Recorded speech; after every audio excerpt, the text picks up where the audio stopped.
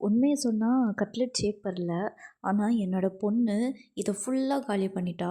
Taste அவ்ளோ சூப்பரா இருந்துச்சு. வாங்க இத எப்படி பண்ணுறதுன்னு பார்க்கலாம். இந்த சோயா கட்லெட் பண்ணுறதுக்கு 1/2 கப் அளவுக்கு சோயா சங்க்ஸ் எடுத்திருக்கேன். இது வந்து சின்ன சைஸில் இருக்கிறது. உங்ககிட்ட எந்த சைஸ் இருந்தாலும் அதை எடுத்துக்கலாம். ஒரு உருளைக்கிழங்க வேக வச்சுட்டு அது தோல் மட்டும் எடுத்து வச்சுருக்கேன். இப்போது இந்த சோயா சங்க்ஸை ஒரு 10லேருந்து 15 நிமிஷம் போல் நல்லா கொதிக்கிற தண்ணியில் போட்டு ஊற வச்சு எடுத்துக்கலாம். ஊற வைக்கும்போது இந்த மாதிரி உங்களுக்கு உப்பி வரும். இப்போ இதில் இருக்கிற தண்ணி எல்லாத்தையுமே நல்லா புழிஞ்சிட்டு தனியாக ஒரு தட்டத்தில் எடுத்து வச்சுக்கலாம். மிக்ஸி ஜாரில் புழிஞ்சு வச்சுருக்க சோயா சங்க்ஸை சேர்த்திக்கிறேன். இது கூடவே கொஞ்சமாக ஜீரகம் வாசனைக்காக சேர்த்திக்கிறேன். இன்னும் கொஞ்சமாக கொத்தமல்லி இலைகள் சேர்த்திக்கிறேன். இது இன்னும் டேஸ்ட்டை அதிகப்படுத்தி கொடுக்கும். இந்த மாதிரி கோரஸாக அடித்து எடுத்துக்கலாம். உங்களுக்கு இன்னும் நைஸாக வேணும்னா நீங்கள் இன்னும் 2-3 டைம் பல்ஸில் போட்டு எடுத்துக்கோங்க. இப்போது இதையே ஒரு பாத்திரத்துக்கு மாற்றிக்கலாம்.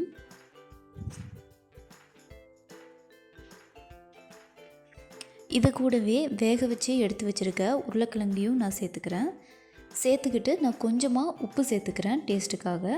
உப்பு வேண்டாங்கிறவங்க ஸ்கிப் பண்ணிக்கலாம்.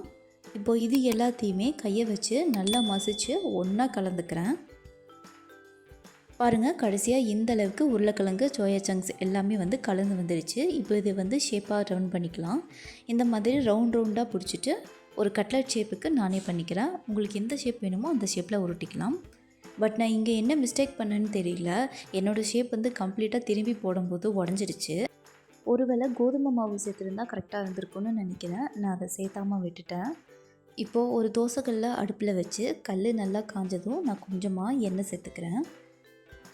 எண்ணெயை எல்லா பக்கமும் ஸ்ப்ரெட் பண்ணி விட்டுட்டு எண்ணெய் நல்லா காஞ்சதுக்கப்புறம் ஷேப் பண்ணி வச்சுருக்க கட்லெட் எல்லாத்தையுமே ஒன்று ஒன்றா தோசைக்கல்லில் அடக்கிட்டு ஒரு 5லேருந்து 10 நிமிஷத்துக்கு நல்லா திருப்பி போட்டு வேக வச்சுருங்க.